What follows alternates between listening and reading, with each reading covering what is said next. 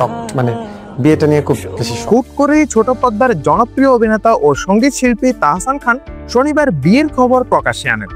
তিনি make over artist রোজা আহমেদের সঙ্গে বিবাহ বন্ধনে আবদ্ধ হয়েছেন।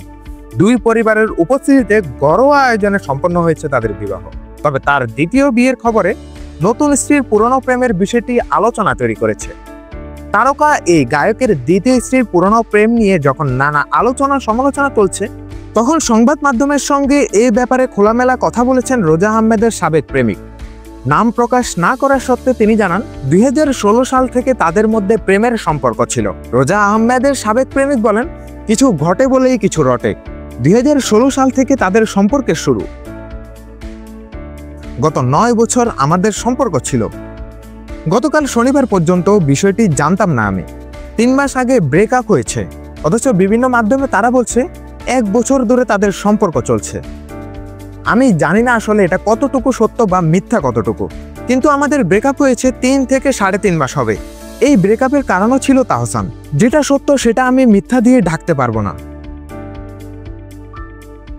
নিজেকে রোজার সাবেক প্রেমিক দাবি করা যুবক সম্পর্কের গভীরতা নিয়ে বলেন, এটা তো বলা বাহুল্য। 9 বছরের একটি সম্পর্ক, এটা তো বলা যায় না। আমাদের চাইল্ডহুড প্রেম ছিল। চাইল্ডহুডের সেই প্রেম থেকে রোজার ক্যারিয়ারে আজ এই পর্যন্ত আসা। আবার সেখান থেকে মার্কিন যুক্তরাষ্ট্রে গেছে, এখানেও আমাদের কন্ট্রিবিউশন ছিল।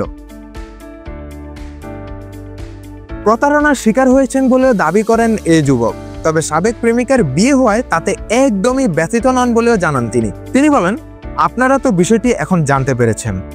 আমাদের তো ব্রেকআপের রিজনই ছিল এটা।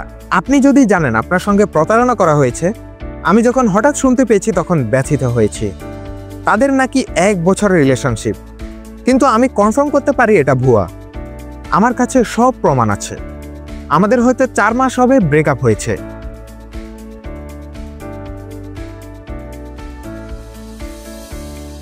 সাবেক প্রেমিক দাবি করা এই যুবক বলেন, রোজা বিদেশ যাওয়ার সময় আমার কাছ থেকে 15 লাখ টাকার মতো নিয়েছে। সে টাকাগুলো তো আমি পাইনি। আমি জানি না সে টাকাগুলো ফেরত দেবে কিনা। এছাড়া এর আগেও তার একটি সম্পর্ক ছিল। লাস্ট বয়ফ্রেন্ড ছিলাম আমি। আমাদের 9 বছরের একটা রিলেশন ছিল। এমনকি 1 মাস আগেও সে আমাকে ফোন করে সব মিটপাট করে ফেলতে চেয়েছিল। সামাজিক যোগাযোগ মাধ্যমে অনেকেই জানিয়েছেন রোজার বাবা ছিলেন একজন শীর্ষ সন্ত্রাসী, বরিশাল নগরীর বাসিন্দা ফারুক আহমেদ ওরফে পানামা ফারুক, যিনি র্যাবের সঙ্গে বন্দুকযুদ্ধে নিহত হন 2014 সালে। এরপর সামনে আসে রোজা আহমেদের প্রাক্তন প্রেমিক ফয়েজ বেলালের নামটিও। গণমাধ্যমে প্রাক্তন প্রেমিকাকে নিয়েও কথা বলেন তিনি। শারিয়াত তৌসিফ, দৈনিক সমাচার, ঢাকা।